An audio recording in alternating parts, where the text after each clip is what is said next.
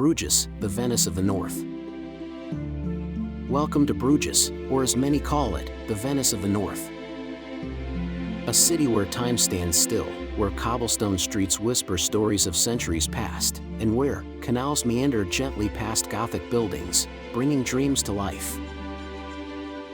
In this video, we're not just going to show you Bruges, we're going to take you deep into its heart and soul. This is your journey into the romance, mystery, history, and charm of one of Europe's most enchanting cities.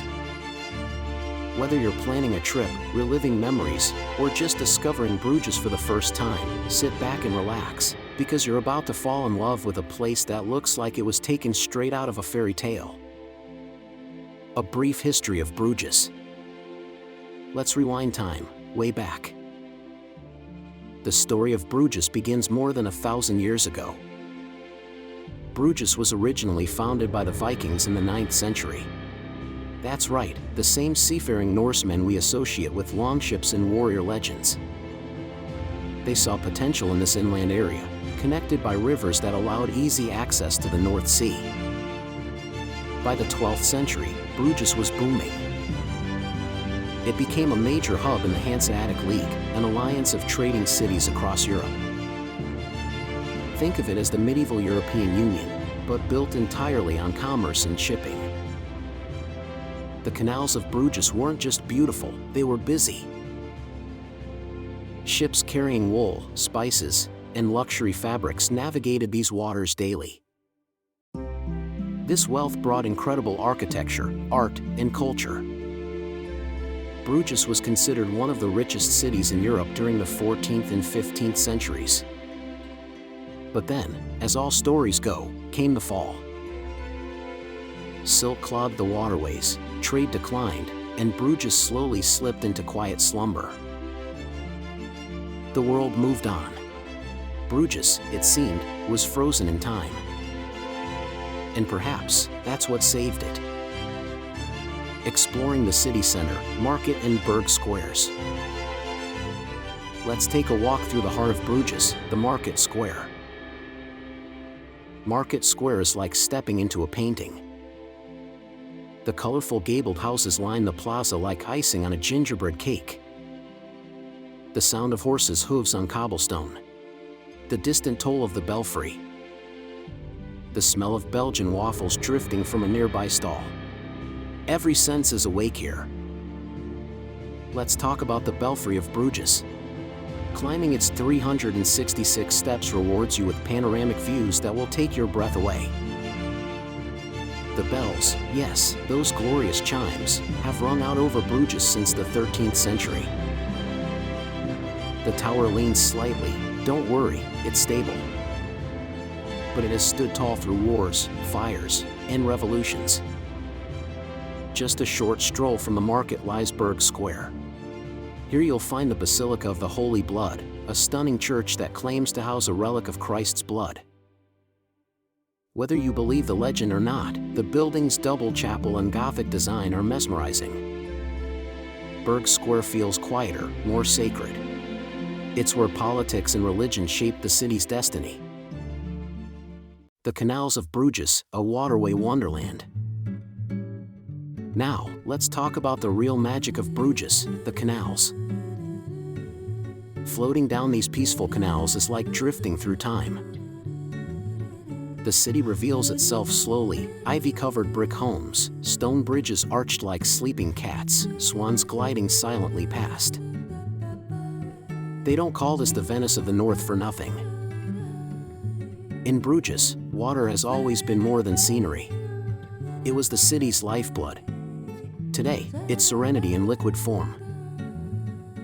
Let's glide past the Rozenheadkai, one of the most photographed spots in all of Belgium. This is the postcard view of Bruges. At sunset, the sky turns pink and the city glows golden. You'll want to pause here. Everyone does. Each bridge tells a story. Some are named after saints. Some after trades. Some after tragic lovers. And beneath these bridges, whispers of the past. Museums, art, and Flemish masters. art lives in Bruges. The city was the cradle of the Flemish primitives, early Renaissance painters like Jan van Eyck, Hans Memling, and Gerard David. Their work revolutionized detail, realism, and light. The Groningen Museum is home to their masterpieces, from devotional altarpieces to intricate portraits with a depth that still stuns modern audiences. Then there's the St. John's Hospital, one of the oldest preserved hospitals in Europe. But it's more than just a medical relic. It houses the Hans Memling Museum, where wooden panels become windows into another world. What makes Flemish art unique is its intimacy. These paintings aren't distant or symbolic. They're personal, emotional. They capture humanity in all its beauty and vulnerability. Hidden alleys, beguinages, and windmills. Now that we've explored the grand squares and bustling canals, let's slip into the quieter, more intimate side of Bruges, the side most tourists miss. Walk down any side street, and suddenly, the crowds disappear. You find yourself alone, just you, the echo of your footsteps, and the soft rustle of leaves overhead. This is where Bruges keeps her secrets. Let's head toward the Beginhof, or beguinage. It's one of the most peaceful spots in the city. Inside, you'll find a cluster of whitewashed houses built around a central garden, where daffodils bloom in spring and silence reigns. This wasn't a convent. It was a community of lay religious women, the Beguines, who lived here in quiet devotion. They weren't nuns, but they chose lives of simplicity, helping the poor and sick, surrounded by stillness. You'll notice the silence. Even today, people instinctively whisper here. It's a sacred space. Now, let's follow the canal out to the eastern edge of Bruges, where 4 medieval windmills still stand proudly on the old city ramparts. Yes, windmills in Bruges. Not just a Dutch thing. These mills once ground floor for the entire city. Today, they're preserved relics of a time when wind was harnessed to feed people.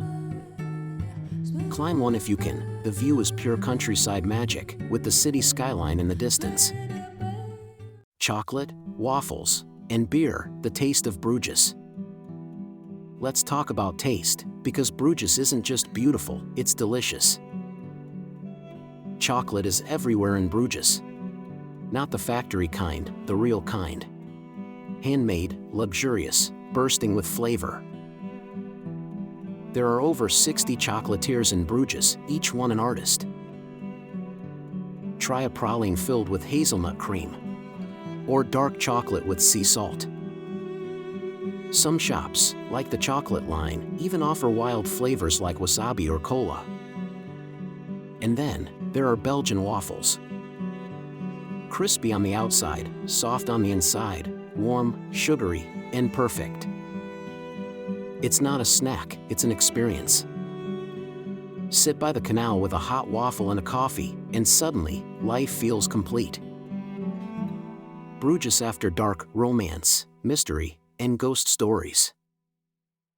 As the sun sets and the lanterns flicker to life, Bruges changes. The day trippers are gone. The shops have closed. The streets are quieter. And the city feels older. This is the time when Bruges becomes enchanted.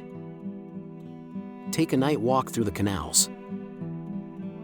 The sound of your footsteps is joined only by the faint trickle of water, the occasional church bell, and the whisper of wind through medieval alleys. But beware. Bruges is also a city of legends. There's the tale of Minnewater Lake, also known as the Lake of Love.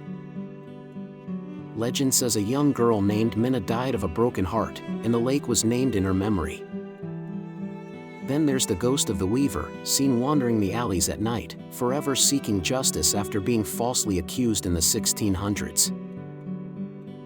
And don't forget the headless monk of the Jerusalemkerk, said to appear only during storms, carrying a candle that never burns out. Whether you believe them or not, Bruges at night has a magic all its own.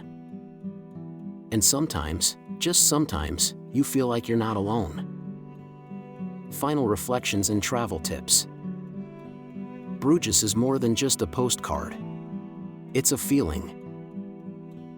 It's the gentle lap of water against a canal boat, the scent of chocolate in the winter air, the distant melody of a carillon bell. It's a place where history isn't locked away in museums, it lives on every street corner. If you're planning a trip, here are a few quick tips. Best time to visit? Spring and fall, fewer crowds, magical light. Getting around? On foot or by bike. Bruges is small, walkable, and full of surprises. Try local dishes like Flemish stew, moles frites, and specula's cookies. Stay overnight. Bruges is a different city once the crowds leave. And don't rush. Bruges rewards those who slow down. Because in a world of fast, Bruges is timeless. So, what did you think? Whether it's your first visit or your 50th, Bruges always has more to show you. Hidden corners, silent stories, reflections in the water. If you enjoyed this journey, give the video a like, subscribe for more timeless travel documentaries, and tell us in the comments what enchanted you the most about Bruges.